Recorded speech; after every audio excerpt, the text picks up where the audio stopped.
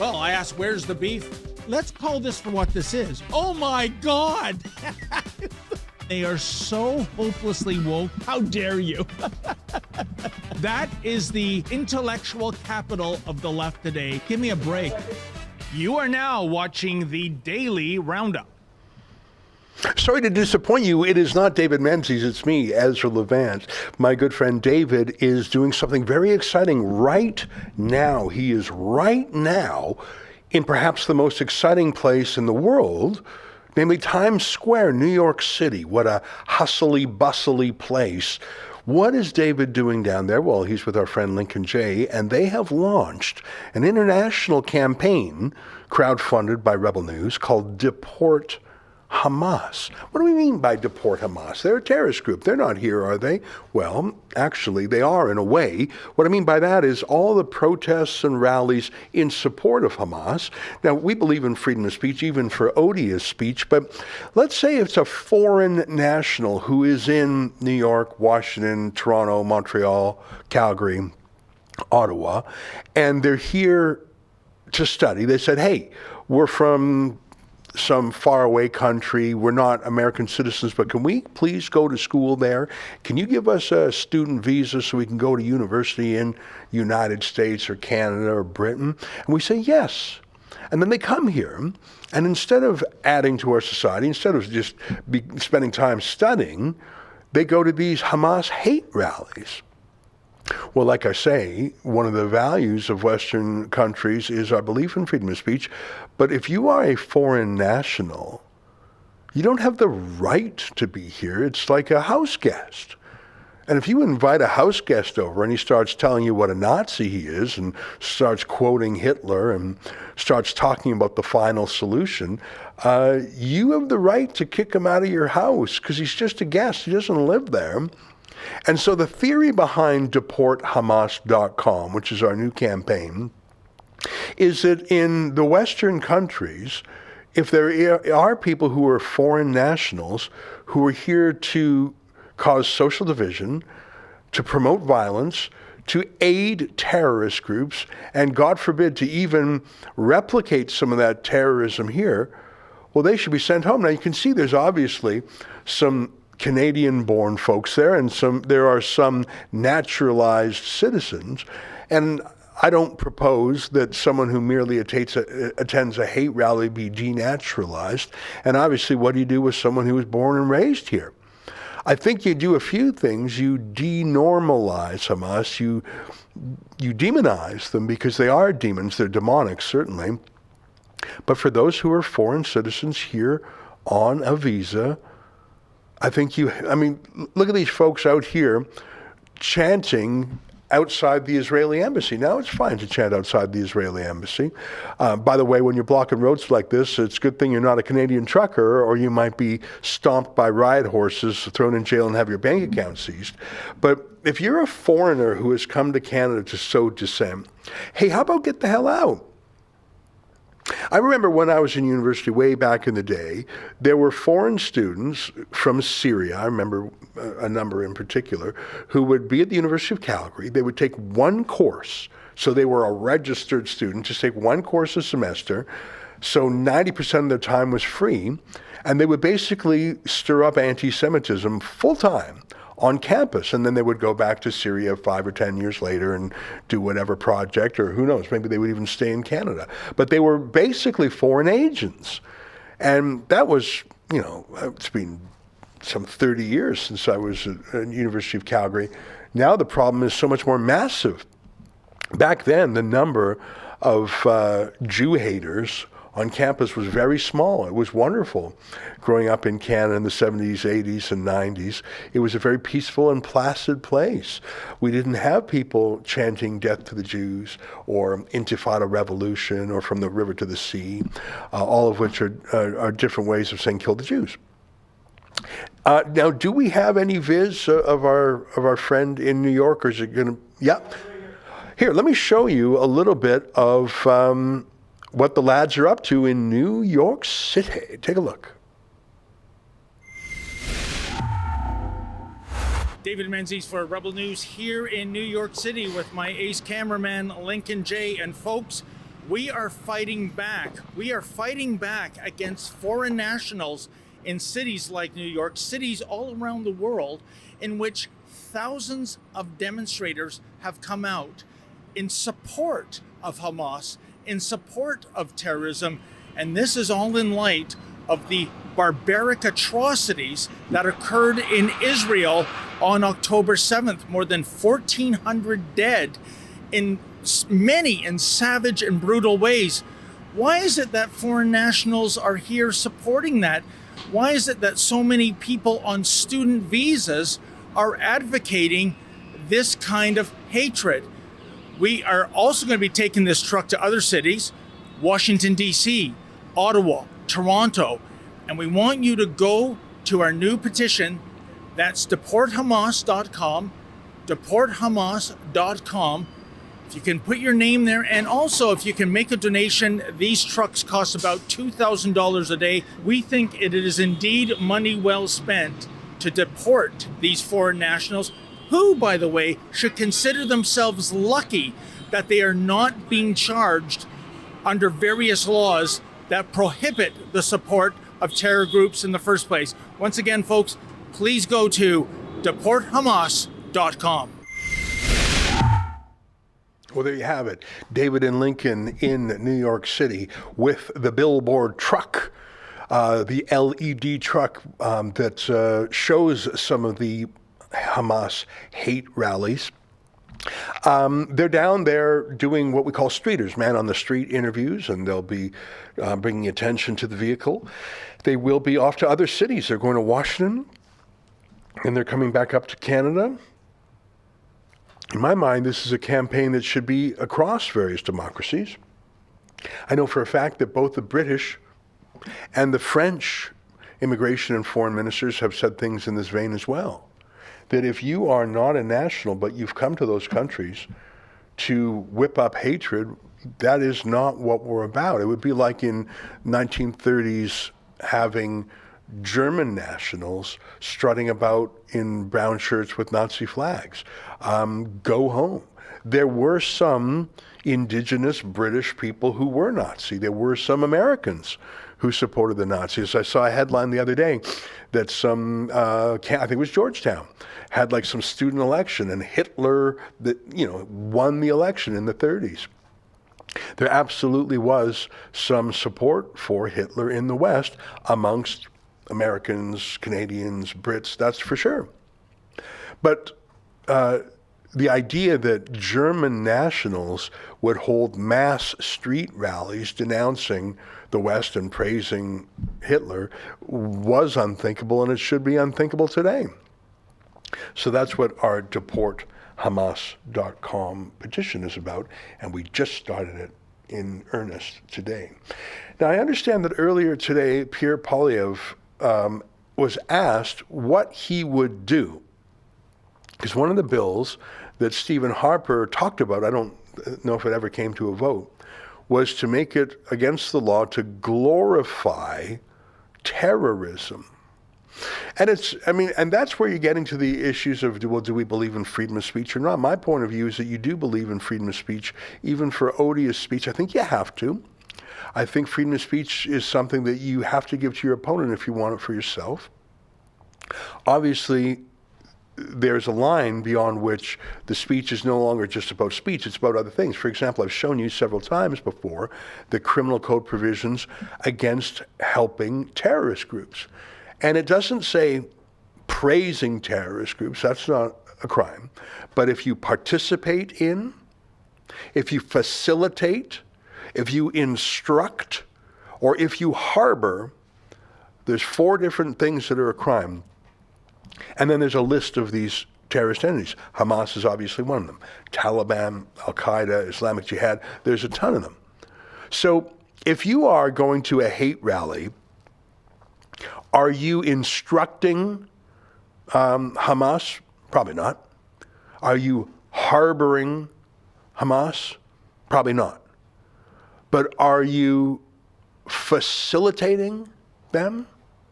Maybe. If you're raising money for them. There was some student groups in Florida who said, we are part of this terror project. We have a terror toolkit. They didn't say terror. They just said we're part of the Hamas project and we have a toolkit you can download. Well, Ron DeSantis said, you're facilitating, you're participating. Of course, the law in Florida uses slightly different language than in Canada, but it's the same thing. You cannot assist a terrorist group because at that point, the pith and substance of what you're saying is not speech, it's terrorism. I mean, theoretically, you could say, well, forging a check is freedom of speech. Well, yeah, on the face of it, it's artistic. You're forging someone's signature. But the pith and substance, as a lawyer would say, the essence of what you're really doing is not the artistry of forging someone's signature. It's a financial fraud. So at what point do words transform from being just words, even odious words, into a real crime? Right now, the criminal code says if you participate, instruct, harbor, or facilitate terrorist groups. Stephen Harper said you shouldn't be able to glorify terrorism. Alas, that did not become law. Here's Pierre Poilievre, the leader of the Conservative Party, when pressed on the subject. Given concerns that you and others have voiced over pro-Palestinian rallies, demonstrations that some argue have amounted to support for Hamas, if you form the next government, would you introduce laws that were in place under the Harper government that criminalize the advocacy or promotion of terrorism offenses? So let's distinguish. People can protest any cause they want. They can state any opinion they choose. And that will not change when I'm Prime Minister. I am running for Prime Minister to make Canada the freest nation on earth. So people are free to disagree with me on the Middle East or anything else. I have condemned people with my words, not with any proposed censorship, who have glorified the genocidal attacks by Hamas on Israeli civilians, which was the worst attack on Jews since the Holocaust. We have already a criminal prohibition on providing material support to listed terrorist organizations like Hamas. That should be enforced. If you donate, raise money, coordinate, recruit for Hamas, it is already a crime, and you should be arrested and prosecuted if you do that. At the same time, people are free to express any opinion they want, even when I find those opinions appalling. Finally, I don't agree with you conflating Palestinians with Hamas. They're completely different. The Palestinian people are not responsible for the evil of Hamas. Hamas is a terrorist dictatorship. It poses itself on Palestinians. The Palestinian people themselves are innocent, their lives are precious, and we should do everything we can to protect them and their families during this difficult time. And the Conservative Party expresses total solidarity with Canadian Jews and Canadian Muslims, both of whom are suffering because of this horrendous war that Hamas has unleashed and the evil that that organization represents. And in conclusion, we do believe Israel, like any other country, has the ability and the right to defend itself. Thank you. There's a lot that he said in there, and it's actually a thoughtful answer. He says he will not make glorification of mass murder and terrorism, horrific crimes. He will not make the glorification of crime into a crime. And that's the principal position of a free speech supporter, which is how he identified himself. And you can see he referenced there that he used his speech to condemn the odious hate rallies that he has seen. I think it's also wise for him to differentiate between Palestinians and Hamas, although I'm troubled by how many Palestinians and other Muslims and Arabs do support Hamas. I think it's very troubling. I think he's correct to talk about the criminal code provisions about providing material support to terrorist groups, but I think it's beyond material support. If you look at the criminal code, it's harboring, instructing, participating, or facilitating. And if there is a Hamas organized event, or if you are in league with Hamas, at what point are you participating and facilitating? I think that he was not asked about, and I think he should be asked, what he thinks about the idea of deporting non-citizens who engage in these hate rallies. Because it's one thing to say you support freedom of speech and Canada's about freedom of speech, and I agree with that. But do we accept foreign nationals who have no tenure here, we're not citizens, and who, like I observed when I was a student, come here for the purpose of sowing hatred and fomenting, really, I mean, when you're calling for intifada, that's the Arabic word for pogrom. When you're calling for from the river to the sea, you're saying kill every Jew in Israel. When you're calling for an intifada revolution in Canada, well, that's a violent revolution you're calling for. And I'm not sure why Canadian citizens, including Canadian Jews, have to be abused by foreign nationals who have no right to be here, who are here as our guests. So I think that he was not asked that question, the question that is behind our Deport Hamas campaign. I hope our Deport Hamas campaign gets some support. But I'm glad he's talking about it. I'm glad he's thinking about it. And I should point out that the first instinct of the Liberal Party is to demand more control over the internet. And I know that because the Justice Minister, Arif Virani, when he attended a anti-Semitism conference a couple of weeks ago, and I used my finger quotes there because the Liberals don't care about anti-Semitism. The worst anti-Semites in Canada are in their caucus, Omar Al-Gabra, Iqra Khalid. But Arif Virani, who I don't believe is anti-Semitic, by the way, he said, and I'm very concerned about anti-Semitism, and so I'm going to, what, ban glorifying terrorist groups? What, crack down on these hate rallies? No. I'm going to reintroduce some online censorship, which will be used against the Liberal Party's critics. So I much prefer Pierre Poilievre's approach than Arif Virani's approach, which will do nothing to stop the hate marches on the streets, but will absolutely be used to silence the people who criticize those hate marches. And do you doubt for a second that it'll be used against, say, Rebel News?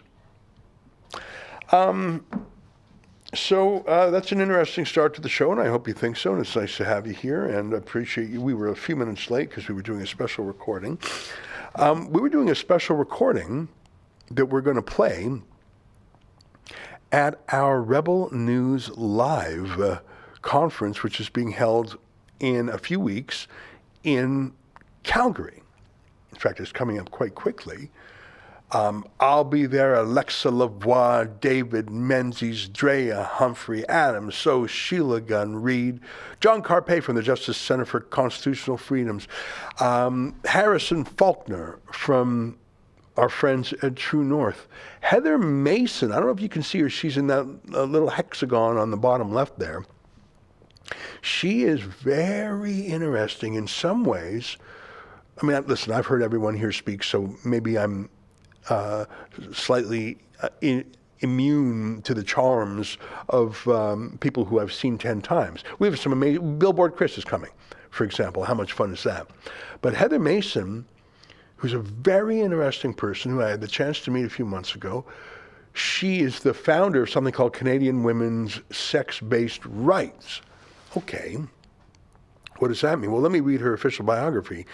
Heather Mason, a former inmate at a women's penitentiary, will share her compelling personal story that sheds light on pressing issue of male trans prisoners being placed alongside female prisoners. Heather isn't merely an observer. While in prison, Heather encountered men, including many sexual predators, being placed with women and even babies in women-only facilities. Can you imagine that? There are, I don't know if you know this, and Efron, stop me if I've told this anecdote before. Well, you're not going to stop me. I'll tell it again. I didn't know this, but as soon as you hear it, it makes sense to you. Did you know that in Canadian prisons, women's prisons, if there's a woman who was a new mom, the baby actually goes in prison with the mom? Now, if that sounds weird to you, just stay with me for a second. Let's say you've got like a 3-month-old or a 6-month-old, probably still breastfeeding. They need almost round-the-clock attention from their mom. And if you sent the mom into prison, now, first of all, it's got to be a pretty serious offense to be sentenced to time in custody, to be incarcerated. Very few criminals are jailed, and very, very few women are jailed. But even if you are jailed, if you are a mom of a very small baby, the baby goes into jail with you. Now, it's not, big iron bars like Shawshank Redemption with a cop who takes his baton and goes tick, tick, tick, tick, tick, tick, tick, tick, tick on the bars. It's not like that for women's prisons where kids are. It's more like a dorm. It's more like a common area with, it's more like a college dorm experience from what I've been told. Okay, but here's my point. Who are the men going into women's prisons? Well, first of all, what man wouldn't prefer going into a woman's prison than a men's prison? You're less likely to be killed or beaten up if you're in a women's prison.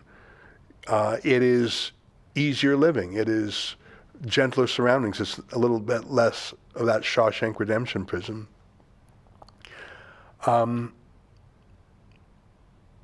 But most importantly, if you are a sexual predator who is convicted, if you're a rapist, God forbid if you're a child rapist or a child molester, there are several good reasons that you will say, I'm trans, let me in with the gals. Reason number one is even amongst prisoners, even amongst murderers and thieves and robbers and terrorists, there is a moral code. And someone who abused a child is often at risk in a prison of being beat up or even killed because other prisoners, even they have a sense of right and wrong. So if you are a child molester, convicted pedophile, you don't want to be in a male prison because you may be killed.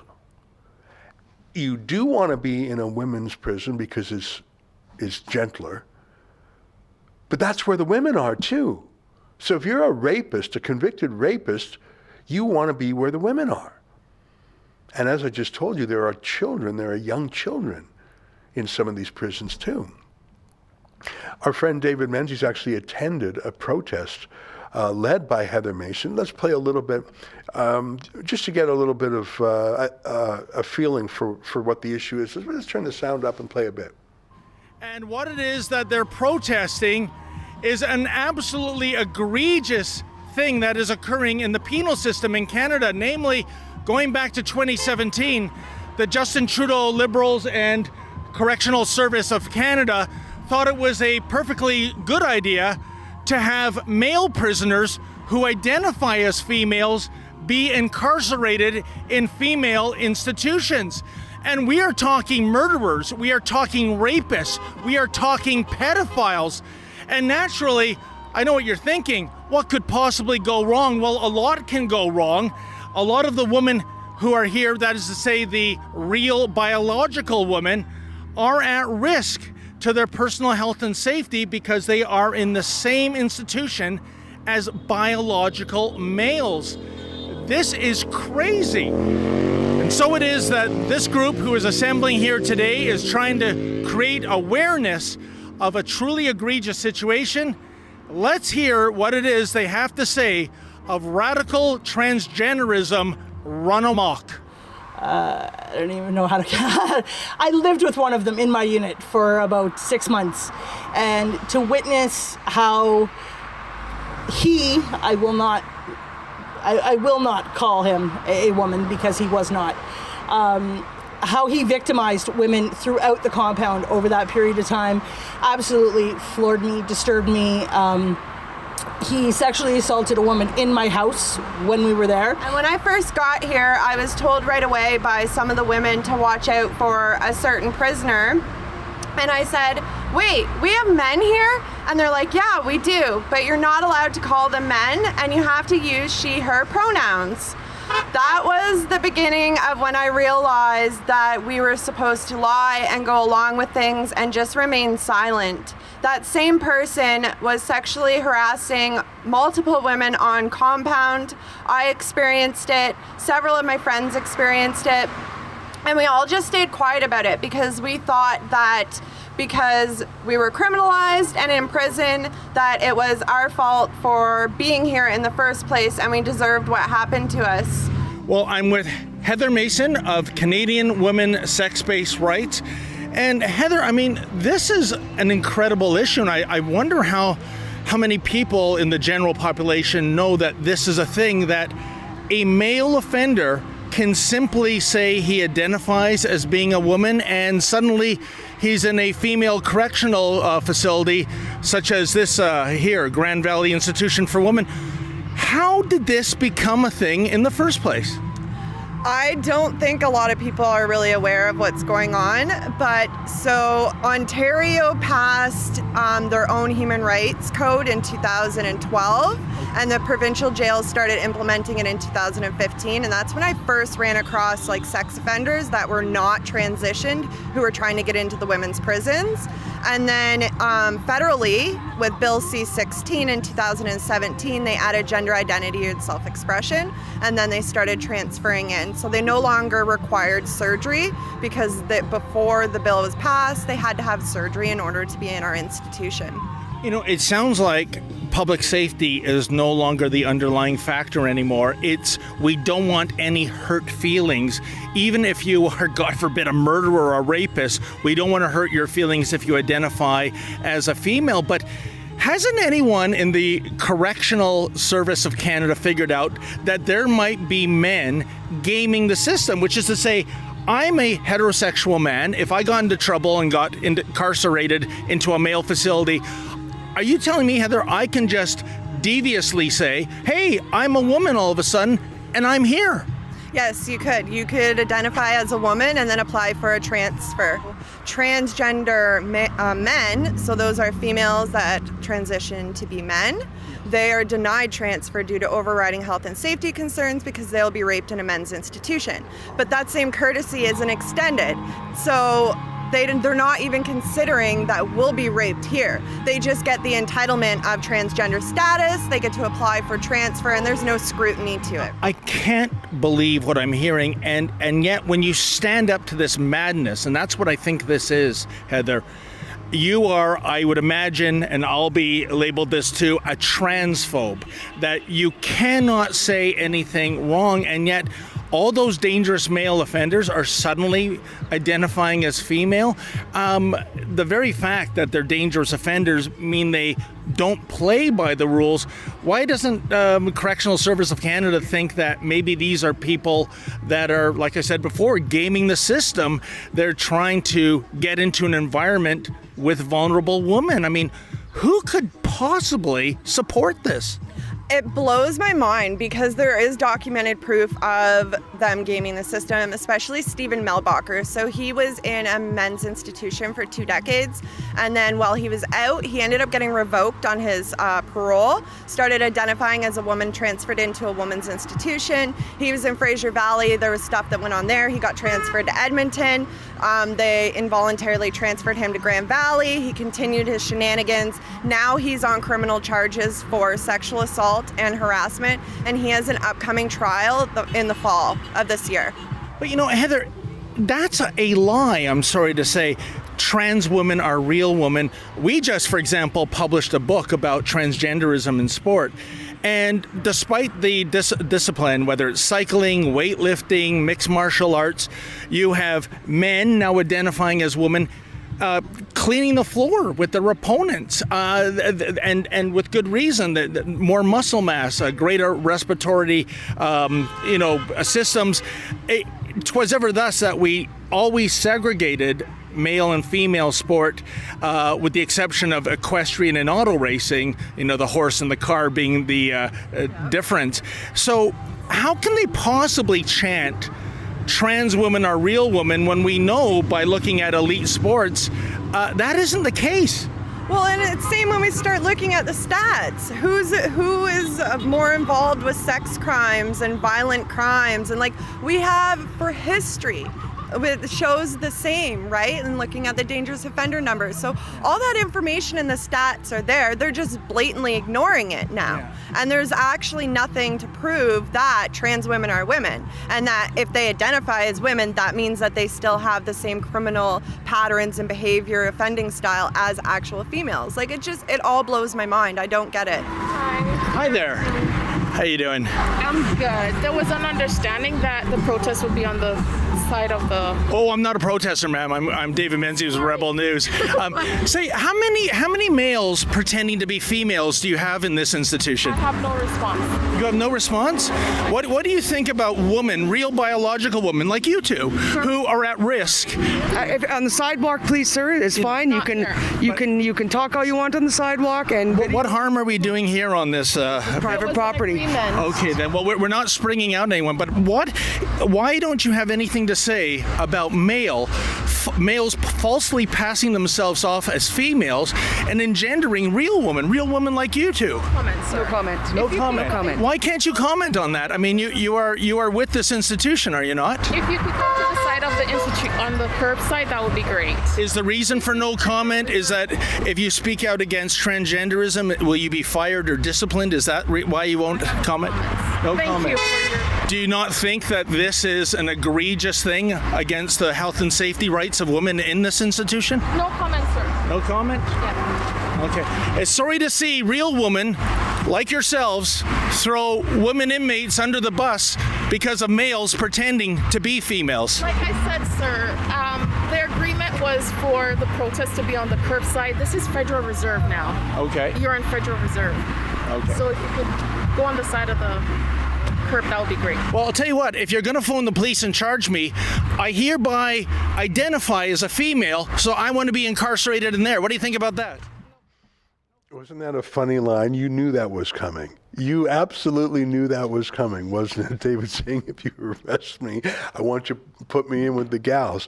I'm laughing, but it's not very funny. I've heard Heather Mason speak at some length.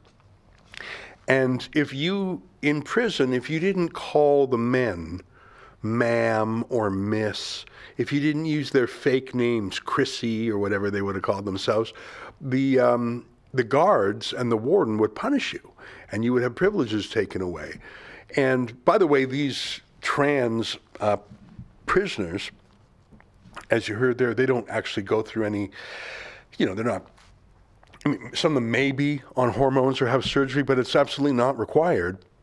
You just have to identify as a woman, and you're put in the women's prison. You can have a beard, you can have your twig and berries. In fact, most of them do.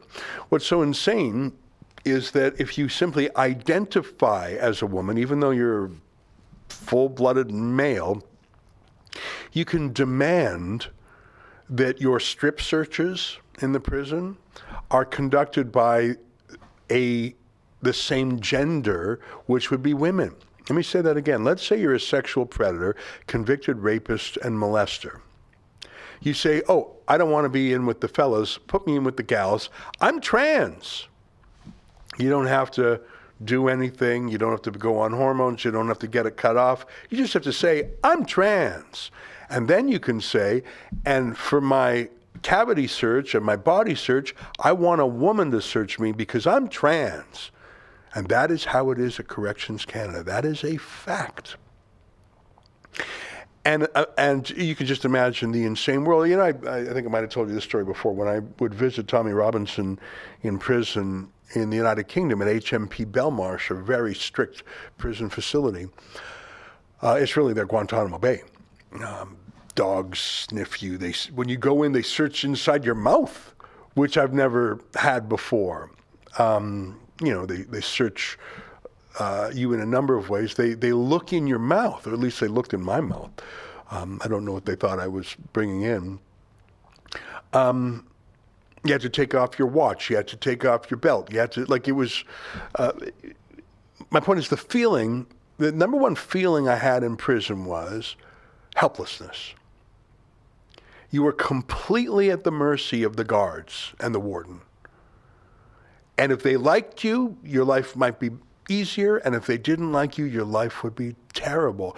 It was comparable to being an infant, to being a baby, that a parent could pick you up and do literally anything, and so you're totally helpless. Obviously, you're not a little baby, but they have total authority over you. And to me, that was the most terrifying thing about prison. Obviously, other inmates who are murderers and terrorists and gangs, that's terrifying. But just as terrifying was the whimsy of the guards. And if, for whatever reason, the guards didn't like you, you would be at risk of anything, any sort of violence to you, any sort of mishap. And I tell you that because imagine being a female prisoner, and this child molester, male rapist says, "I'm trans," and you can't ask for help. And you can't fight back, and you can't say, "Get him away from me." Oh, you said him. You misgendered him. That's got to be absolutely terrifying. Absolutely terrifying. Hey, let's take a short break. Let's run some ads, and we'll come back in a couple minutes, okay? Here we go.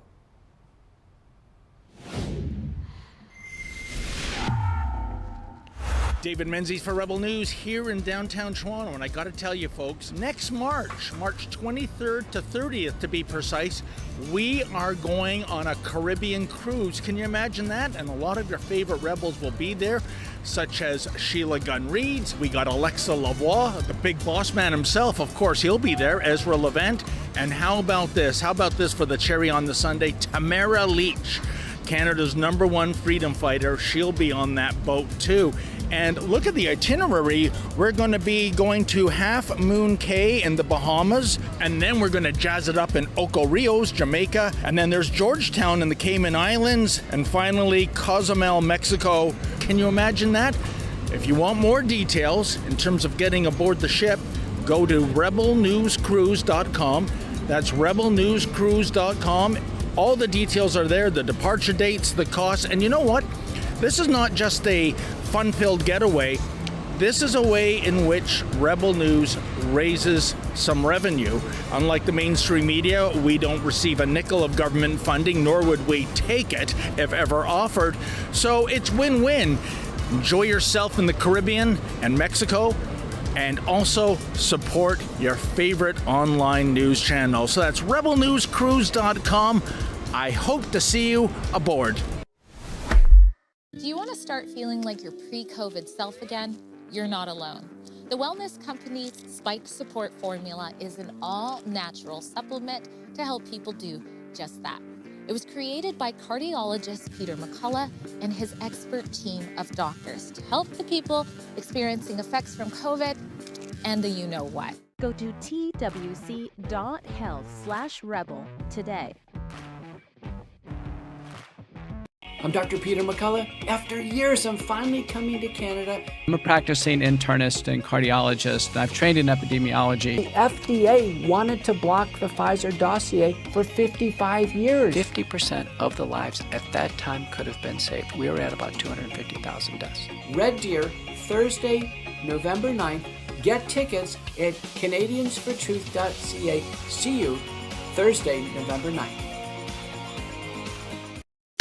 Come on out November 25th. It's all aboard the Freedom Train in Niagara-on-the-Lake. You can check Rebel News for updates and also the Freedom Passport site. Tamara Leach, who led the truckers' convoy, will be sharing the stage with some of the finest international recording artists, like the Chops Horns from New York City, who's played with Alicia Keys, Stevie Wonder, the Rolling Stones, and many more. Plus New World Sun, just off a European tour, and the legendary R&B master, Leroy Emanuel. Get on the Freedom Train with Tamara Leach. Saturday, November 25th at Niagara-on-the-Lake Central Community Center, 680 York Road. Get your tickets today at freedompassport.ca. The Freedom Train is coming. Know your rights, know your freedoms. There's a lot going on. It's 1:50, so I want to hurry up a little bit. I want to show you a video that's not got to do with, I thought that was an interesting video about men and women's prisons. Did you know about that? I sort of knew about it, but I didn't think, well, what would it be like to be a woman in prison if a man was pushed in there with you? And Heather Mason tells the story. She's one of the guests at Rebel News Live, which will be in Calgary in about 3 weeks' time.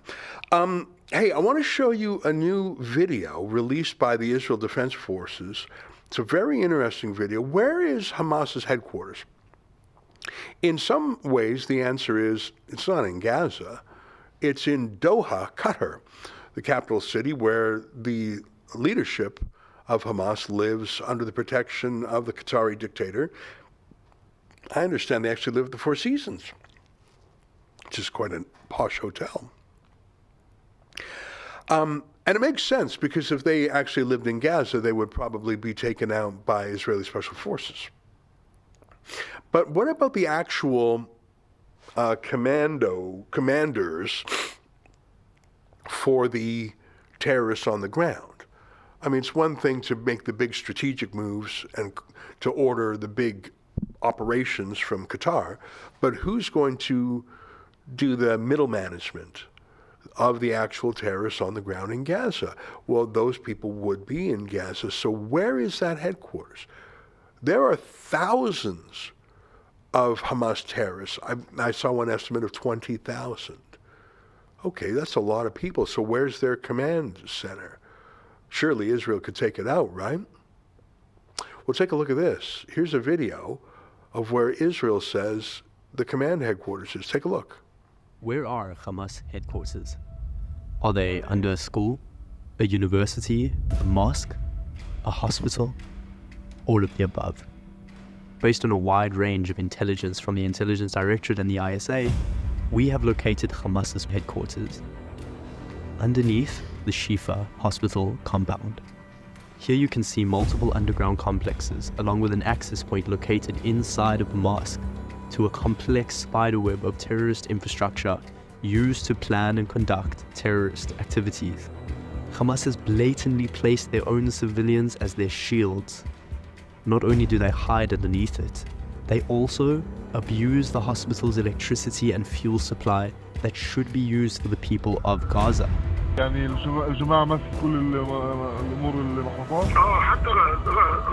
Hamas controls the energy resources of Gaza. Hamas has chosen to divert these vital resources for terrorism at the expense of Gazan people.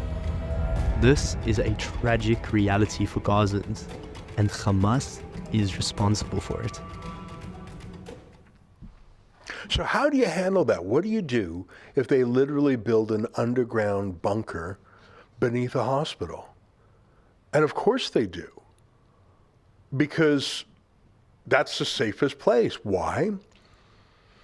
Because if the opponent was Vladimir Putin, or if the opponent was the Pentagon, if the opponent was any other army in the world, they would bomb it. And I know that because I am unaware of any other war in history where every single casualty, including fake casualties trumped up by Hamas, is international news. Do you know how many people the United States and the UK killed in the war against Saddam Hussein?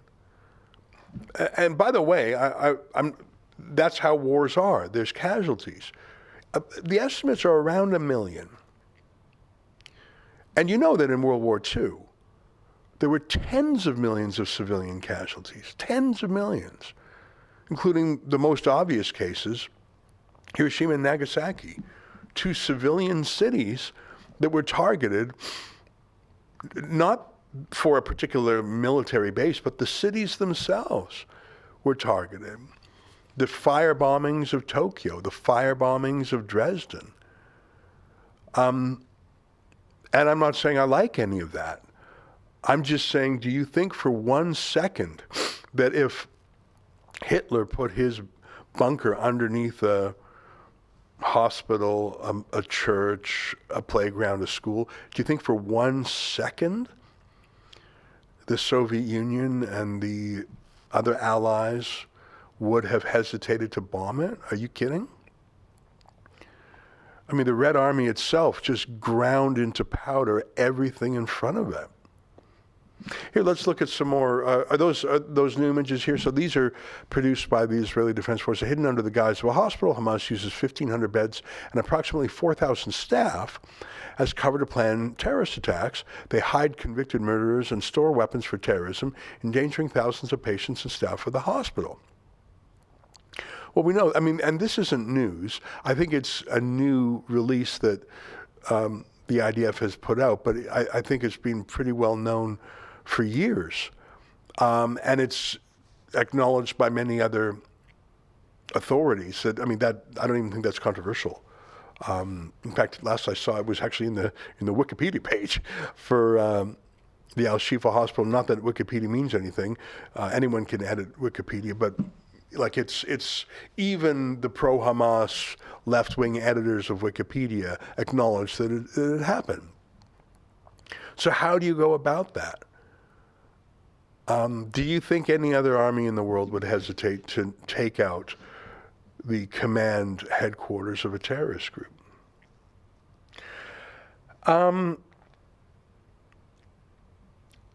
So anyways, I want to take, it's 1:56 Eastern time, so we're almost done anyways, but I do want to switch towards a Canadian topic. A couple of Canadian topics, maybe. I'm not sure how much time we have. Let's go to Danielle Smith. And I know I'm just completely shifting gears here, but Israel and Hamas and the war is not the only thing in the world, and we're interested in other things too. So here's Danielle Smith, who was actually attending like a lefty environmentalist event, which I guess I give her credit for doing. I mean, they hate Alberta. They're funded, it's the Pembina Institute. They're funded by foreign sources to shut down Alberta's oil patch for the benefit of OPEC and Russia. I mean, they're pretty blatant. It's like Greenpeace. When was the last time you ever saw Greenpeace complain about an OPEC country? Saudi Arabia, Iran, Iraq, Nigeria, Venezuela, Qatar. You just never do, which is really, really noticeable. Once you say it, you can't unnotice it again. I mean, they're against North American energy, and the UK actually has some North Shore offshore oil. But you would think, I mean, Venezuela and Saudi Arabia are the number one and number two oil reserves in the world. Canada is number three. Depends on how you measure. Canada's number two or number three. Why are they silent about Venezuela? Why are they silent about all those other OPEC regimes? And so if you've got a group like the Pembina Foundation, the Pembina Institute, that just craps on Canadian ethical oil, it's obvious that they're either with full knowledge or unwittingly in the service of Russia, Saudi Arabia, Iran. And that's not just speculation. What's the world's largest natural gas company? There's different ways of measuring. You could say that Qatar is up there, but Gazprom is probably the answer. That's the Russian state strategic company. So there is some private sector ownership of it, but the Kremlin controls it. It cannot enter into any foreign contracts without the approval of Putin.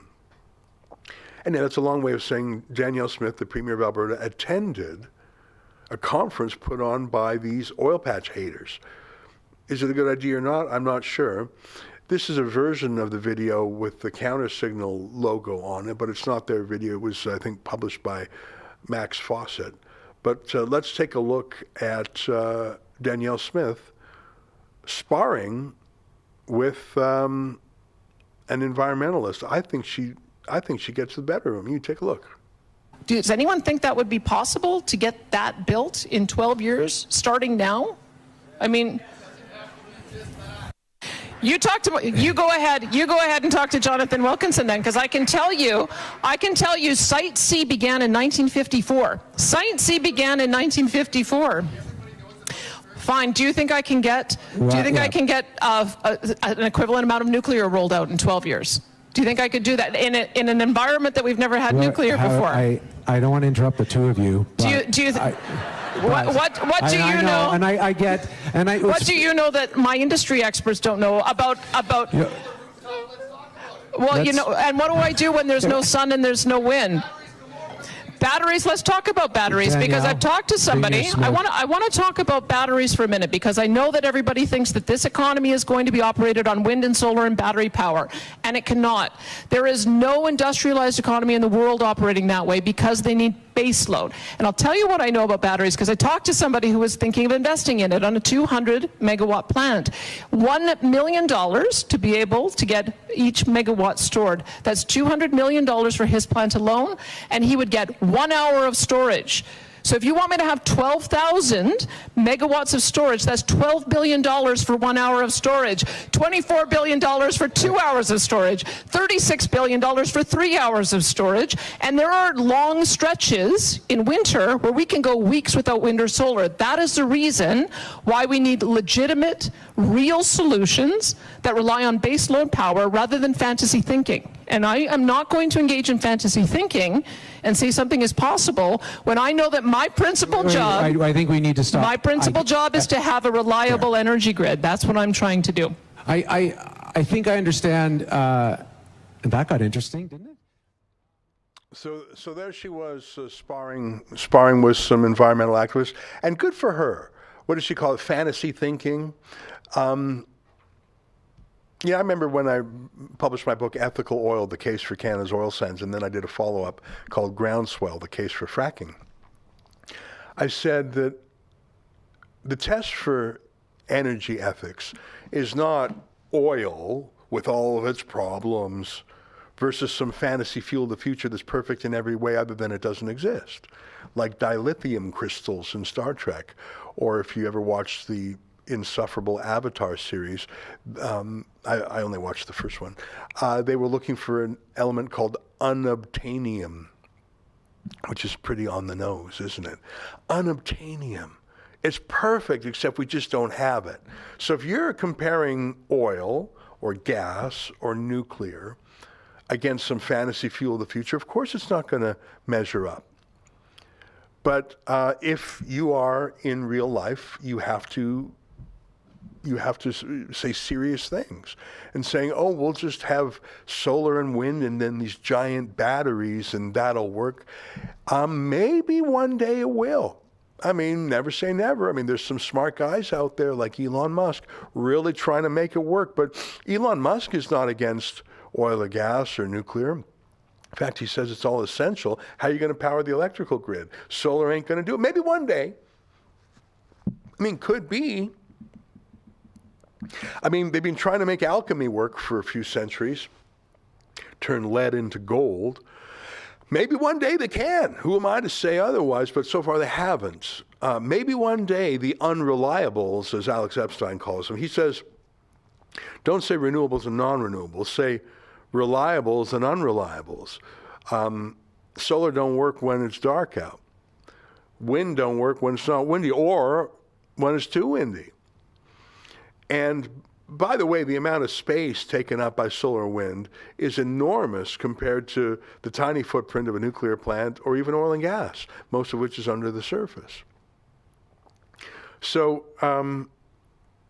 if someone says, no, I've got just around the corner, we've got this perfect techno future.